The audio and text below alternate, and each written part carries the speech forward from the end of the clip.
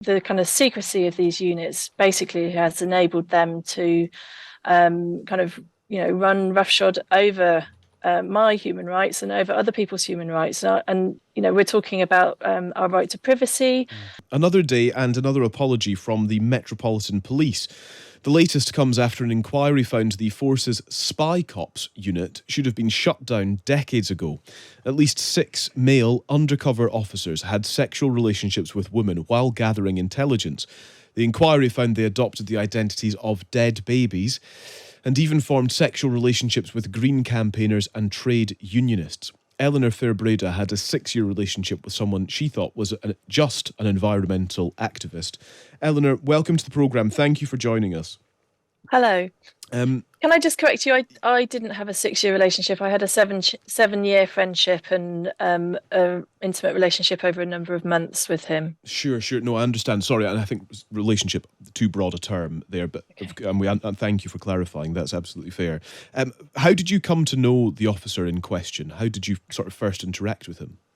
Well, I was an environmental campaigner living in Nottingham and involved in groups which were operating out of a community space there called the Sumac Centre, and he was tasked to infiltrate that community space. And what was that sort of friendship like then? Did you at the time consider anything unusual about it, for example? Was it just a friendship? So, there wasn't anything particularly unusual. He moved into my house. We lived together in over 3 different houses over 2 years. We were very close. He made a big effort to be a good friend to me, and ultimately that resulted in us having an intimate relationship. Yeah. I know that, in terms of how you've, when you've waived your right to anonymity to tell this story, and there was a piece with you in the Times last week around this as well, that you describe it as having sort of no emotional connection with this man. I wonder if in sort of hindsight, in retrospect, how you kind of view the friendship and the connection that you did have with him. Is that a retrospective consideration, do you think, that the sort of the not having an emotional connection? Well, I don't think that's really the big issue here. Our kind of personal friendship is and our personal relationship isn't really the big issue. Like, the big issue for me is that he was put in my life and in my friends' lives by a special branch, by MI5, and ultimately, I think, by the Home Office.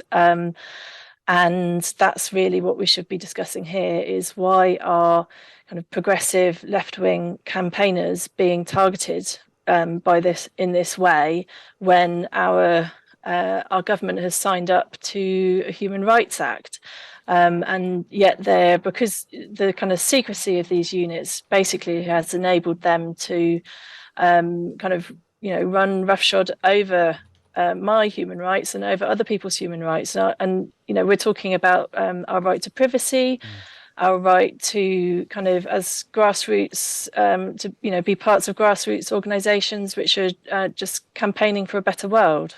Yeah, no, absolutely. I understand, and you're right, that absolutely is the focus. And I think that, and thank you for describing your friendship and connection with him, because I think that's the context, that's the kind of horror and disconcerting part of all of this, is that it was such a almost insidious way of attempting to gather intelligence in that way. And so that's just the important context to understand. In terms of what this initial report for this sort of initial phase has found, how do you respond to what has been delivered here? Well, I'm really pleased that the judge has, made this devastating ruling for the police, that he has said that basically it's completely unjustified and undemocratic that he has targeted, or that the state has targeted our its campaigners in that way. I think there's still a long way to go. There's still a lot to be uncovered, and hopefully that this ruling means that the secrecy now needs to be lifted, because it's the secrecy that has protected it for all this time. And it's worth saying that this initial report covers 1968 to 1982. That's the one that's been published, and so there is kind of further decades to be investigated, to be examined in all of this as well. I wondered if I could ask as well, Eleanor, just about Earth First, the group that you were a part of, and what you were doing. How, I know it was a direct action group. How radical was your civil disobedience at the time? Just for those of us who are unfamiliar with that particular group. I mean, it's civil disobedience. It's things like, it's very minor. It's kind of activities, really. It's things like blockading offices. So, for example, there was a quarry campaign in the Peak District that was trying to destroy an ancient woodland, and people were living in the trees there to protect it, and ultimately they saved it. And we made contributions, like we would go to the offices of the company who was targeting it, and lock ourselves to the gates for a couple of hours, that sort of thing. Yeah, no, I understand. And again, that's only to add context once again, because as you've already highlighted, it was found that Mark Kennedy had grossly debased, degraded, and humiliated the rights of those that he'd deceived into having a relationship, basically, in the tribunal a couple of years ago.